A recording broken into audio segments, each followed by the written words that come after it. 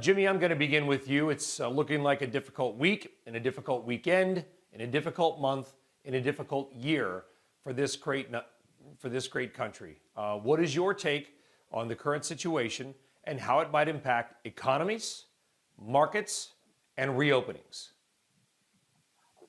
Listen, I think when this pandemic hit and we were trying to forecast what kind of recovery were we going to have, well, we knew there was going to be a national quarantine and shutdown, whether or not government wanted it. I think that the people weren't going to leave. And then we started thinking about what's life going to be like afterward.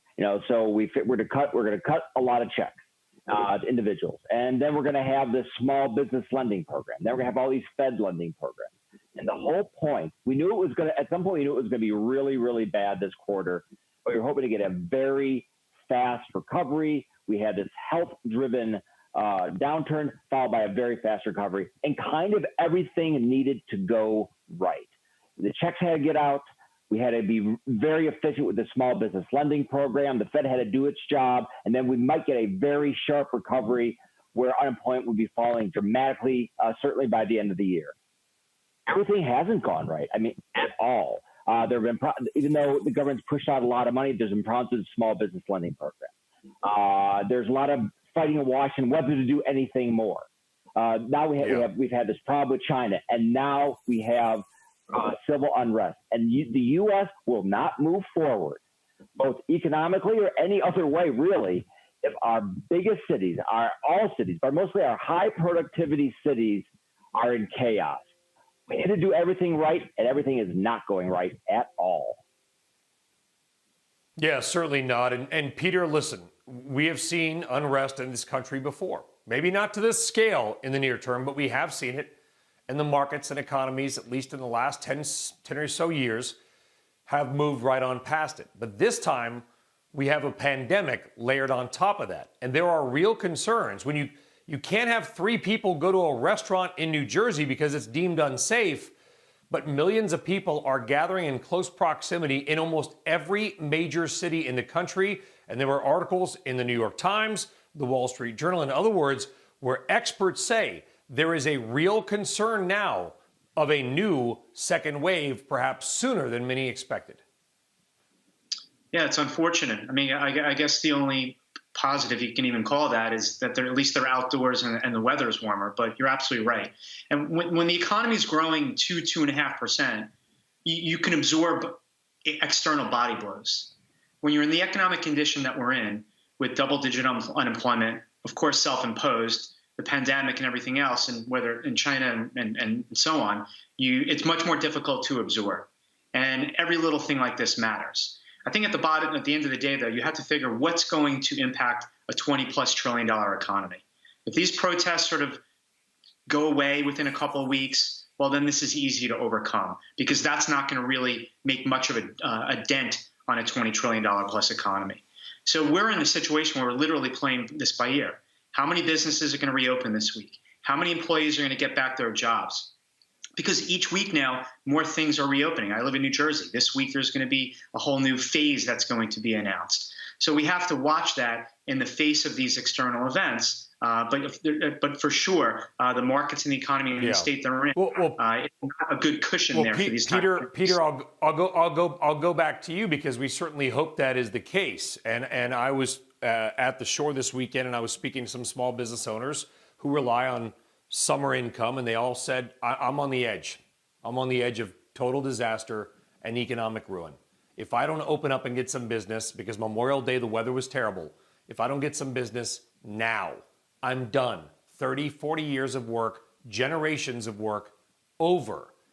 There's a real concern that if we see a new spike in cases or more civil unrest, things could lock down further. I get your point about GDP. I understand that this is ultimately a small window in the long history of economic progress. I get that, but you understand, I think, the point, which is that these business owners, whether they're in LA, Minneapolis, or Seaside Heights, New Jersey, they need the best possible situation right now to survive. For sure. I've spoken to some political people in New Jersey, explaining to them that they don't understand that every single day is crucial for these businesses. Every single day they're not opening they're bleeding cash. Every single day they're not opening, it's going to make it harder to bring that employee back to work. And they got to get on with this. A lot of other states are doing this. I mean, there's evidence about how to bring this back. I mean, Georgia's been open for a month now. I mean, Las Vegas is opening this week, and New Jersey still can't figure out how to open up a barbershop. Yeah, you know, Jimmy, there's going to be a lot of comparisons, and there already have been, to 1968. Of course, you've got a pandemic, you've got protests, you've got kind of a new space race layered on top of all of that. But as I tweeted out this weekend, you also have demographics. In the late 60s, you had the baby boomers in their mid to late 20s. Right now, you have millennials in their mid to late 20s, the biggest two generations in American history. We're showing a graphic now. The stock market from 66 really to 1980 didn't do anything long term. Unless you were a trader, a swing trader, you probably made no net return for the next 15 years. I'm not trying to make some long-term negative implication here, but I think you do get my point. Yeah, listen, from 1966 and really to 1982, not only was the market go nowhere, but inflation adjusted, it was down by a lot. It was really a slow motion, catastrophic bear market. It was a time of incredible economic volatility at best. Don't forget about like the 72, 73 recession. Then we had the 81, 82 recession.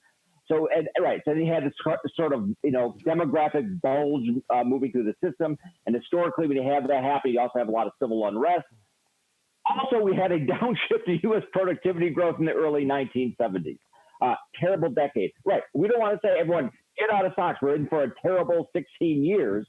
I hope actually that's just the opposite the case. I'd like to think that with the SpaceX, we're entering a period of perhaps with AI of higher productivity growth, not just with space, but throughout the economy. Hopefully a lot of companies will use this opportunity at some point to begin to invest in modernizing these businesses, bringing in these new technologies. But the past provides, I think, a warning. It doesn't have to be our destiny, but it provides a warning if we don't get our act together on all these fronts. Because, Peter, unlike that period that we just showed in that market, 2 recessions, negative real return with inflation over 15 years, what we did not have then was 2 things. Number one, perhaps the most wide divide between Main Street and Wall Street in modern, or at least recent, American history. And number 2, and because of that, a Federal Reserve that is more than willing to spend trillions of taxpayer money ultimately to backstop the equity and the debt markets. Does that alone make this very different and very unique than any historical comparison? Well, certainly from a monetary activism standpoint, but on the other hand, we have extraordinarily higher debt loads, and we have, because of all that Fed action, much more highly valued markets. We have the stock market that's trading at 18 plus times 2019 earnings, which was the best level of earnings we've ever seen. So you can understand that it's trading at a much higher multiple, even if we look to 2021 or even 2022 earnings are going to look like. So the question is what happens when all this fiscal largesse sort of expires in the fall, and can the Fed continue to keep the markets on its shoulders? You know, what happens if the economy does pick up? What happens if we actually get some inflation? And the Fed needs to actually pull all this stuff back? What happens then? Then we got a whole new set of issues, even if we conquer the issues of the pandemic and these other things.